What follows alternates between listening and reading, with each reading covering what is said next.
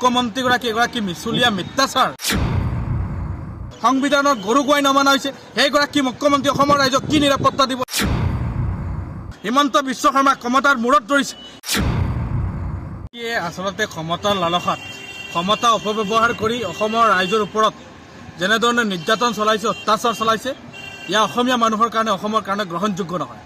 আৰু আচলতে মুখ্যমন্ত্ৰীগৰাকী এগৰাকী মিছলীয়া মিথ্যাচাৰ ইতিমধ্যে উচ্চতম ন্যায়ালয় সেই কথা বাৰ্তাবিলাক উদংগাইছে যিগৰাকী মুখ্যমন্ত্ৰী কৈছিলে যে উচ্চতম ন্যায়ালয়ৰ নিৰ্দেশত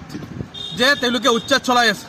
ইতিমধ্যে উচ্চতম ন্যায়ালয়ে এটা অৰ্ডাৰ দিছে যে 6 মাহৰ ভিতৰত যিবিলাক মানুহক উচ্ছেদ কৰা হৈছে এইবিলাক মানুহক অতি সোনকালে তেওঁলোকে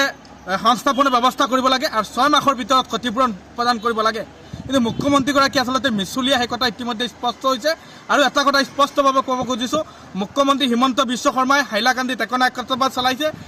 অসমত একনায়কত্ববাদ চলাইছে আৰু কেৱল মাত্ৰ গোটেই অসমত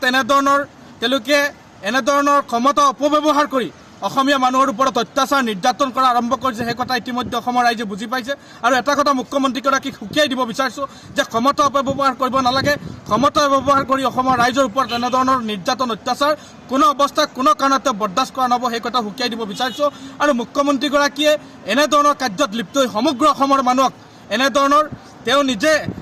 নিজে যিগৰাকী মুখ্যমন্ত্ৰী সংবিধানৰ শপত খাই আজি সংবিধান নমনা হৈছে সংবিধানৰ গৰু গোৱাই নমনা হৈছে সেইগৰাকী মুখ্যমন্ত্ৰী অসমৰ ৰাইজক কি নিৰাপত্তা দিব সেই কথা ইতিমধ্যে অসমবাসী ৰাইজে বুজি উঠিছে অন্য হাতেদি কৈছোঁ হিমন্ত বিশ্ব শৰ্মাই কেৱল মাত্ৰ বিজেপি আৰু RSSৰ তেওঁলোকৰ নাগপুৰৰ ওচৰত আত্মসমৰ্পণ কেৱল এটা জাতীয় জনগোষ্ঠীক টাৰ্গেট কৰি এনেধৰণৰ উচ্ছেদ চলাটো গ্ৰহণযোগ্য নহয় কেৱল এটা কথা ক'ব খুজিছোঁ উচ্ছেদ কাৰ্য বন্ধ হ'ব লাগিব আৰু উচ্ছেদ কাণ্ড যদি এইগৰাকী মুখ্যমন্ত্ৰীয়ে বন্ধ নকৰে তেনেহ'লে আহি থকা সময়ত সমগ্ৰ অসমৰ ৰাইজে প্ৰতিবাদ কৰিব আৰু ইতিমধ্যে এটা কথা ক'ব খুজিছোঁ যে এগৰাকী মুখ্যমন্ত্ৰীয়ে অসমৰ ৰাজহুৱা সম্পত্তি ধ্বংস কৰি অসমীয়া মানুহৰ অৰ্থনৈতিকভাৱে দুৰ্বল কৰা কাৰ্যত লিপ্ত হৈছে ইয়াৰ বিৰুদ্ধে অসমবাসী ৰাইজে প্ৰতিবাদ নকৰাটো দুৰ্ভাগ্যজনক বুলি আমি অসম জাতীয়তাবাদী যুৱ ছাত্ৰ পৰিষদে